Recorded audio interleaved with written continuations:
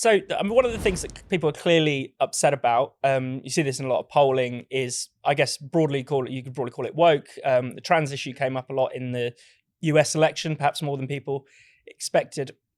Do people have a sense that this year might be the one where things have really started to change? Because we haven't just had the election of Donald Trump, but also, something like the Cass Review that seems to have really shone a light on the dangers of trans ideology. It's become almost socially acceptable to say that this is a bad thing. Francis, even on your podcast recently, we had, the great Stephen Fry saying he doesn't support this this stuff. Inaya, what have you made of that? Is there something shifting here? I do think something has shifted. I mean, I watched a segment with Coleman Hughes and a few trans activists on CNN, and Coleman had brought up the Cass Review, and for once, the trans activists were listening. Like when they were presented with something that was authoritative, evidence-based, it was very hard for them to really say much. I mean, some people would still do it anyway, but I just thought that the Cass Review gave something authoritative, Hillary Cass herself. It's very hard to discredit her, although some people have tried to, but she's worked in this field for decades. She's a very respected person. I mean, in a way, it is a shame that it had to get to that point where, something for most people, I would say, is quite obvious that we should be extremely cautious giving children these kinds of drugs. But sadly, in the situation that we're in, that was needed. But also, you mentioned, Donald Trump. I mean, in his campaign, he literally said that, Kamala is for they, them, and we are for you. I mean, this is really going quite hard on this gender ideology. They spent most money on that, on those ads in the final weeks. That was where they poured their resources in. So obviously, exactly, and it was extremely effective. It really did cut through. And so now, not only in 2016 when he didn't get the popular vote, he actually got the popular vote now. I think that shows that something really has shifted. And Tom, I mean, for a long time, people would try and say these issues don't matter. The culture war is just, silly people on the internet. Clearly, that idea can now be put to bed. No, absolutely. I mean, of course, the electoral upsets we've seen in recent years can't be boiled down just to the culture war. There's obviously a lot of other concerns. The cost of living has been significant recently. Also, just a general sense that politics didn't really reflect their values, reflect their wishes, wasn't responsive to actually their concerns and the things that they wanted to happen in their respective countries. But it's a kind of through line, these cultural issues, isn't it? I mean, and also I think it's something that maps quite neatly onto the kind of class base of these electoral revolts, because it's in many respects, this kind of elite identity politics is something that both implicitly and explicitly defines itself against the values of ordinary people.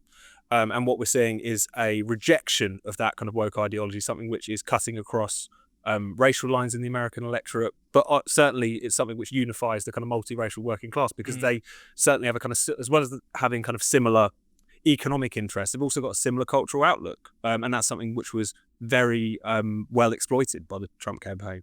Definitely. And sticking with race, actually, it's worth pointing out, I think this has been less commented on, but in a way, 2024 might have been a defeat for BLM. We started the year with the toppling of Claudine Gay, the president of Harvard, who, partly for plagiarism, but partly because she was allowing almost like woke Hamas support run amok in her university, and she was essentially exposed as a DEI hire.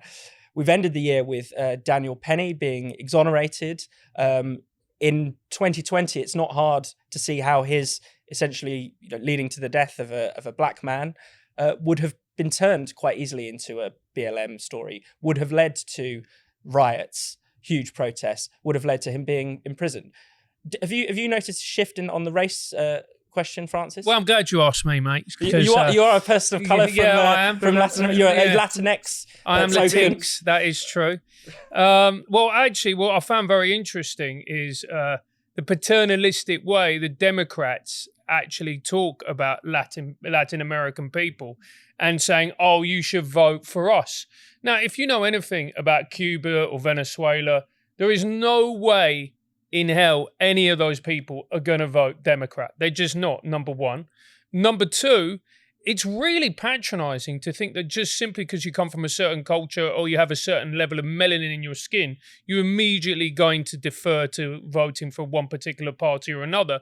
And another thing that I found actually horrifically amusing was when I can't remember the exact stat, black men voted for Trump, and then people in the Democrat Party came out and were saying that there's a problem with white supremacy in amongst black and Latino voters. Yeah. And at which point is it going to be Yeah. that is everyone a white?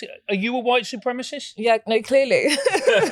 But I mean, even just on that point, I mean, when I think the Democrats were noticing that there was a shift taking place amongst black men, we can't forget that, Kamala Harris tried to appeal to black men by, encouraging them to sell marijuana, essentially. Yeah. And you had, Barack Obama, trying to be this kind of down with the kids guy. He said the brothers were letting the side down. Exactly. His I word. mean, and, this is really treating people like in such an insulting way.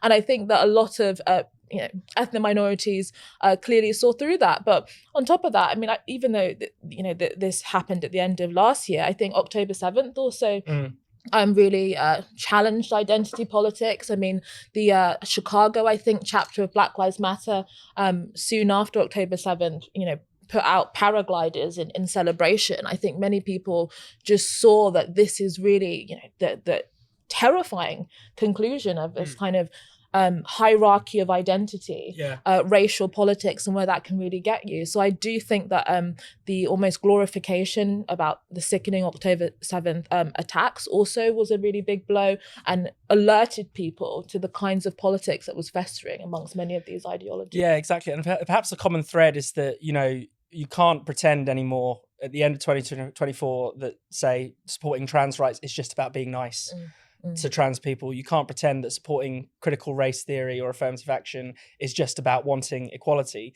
Those positions now stand exposed starkly for what they are and how regressive they are. No, absolutely. And it's interesting. I don't know what you think about this, Francis, because you've obviously spent a lot of time in the US recently.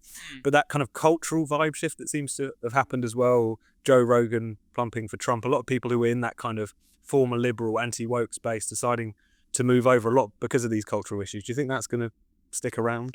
I think the interesting thing, if you look at Trump, and if you take away the Republican brand, just look at the people who he's on the ticket with. Tulsi Gabbard, former Democrat candidate for president.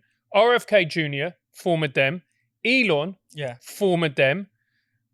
You're looking at it, and Trump himself, who was a former Dem at one point, and you're looking at it and you're going, well, what actually you're seeing here isn't really right wing. What this is it's something else. It's a new phenomenon. And I think what's going to be interesting moving forward is, are they going to be able to hold this broad coalition of people together?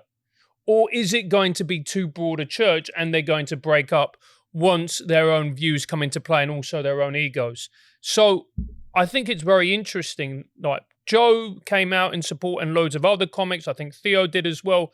But the reality is, I think what they saw it as was a new dawn of politics. And but I guess, does it broaden things out for culture?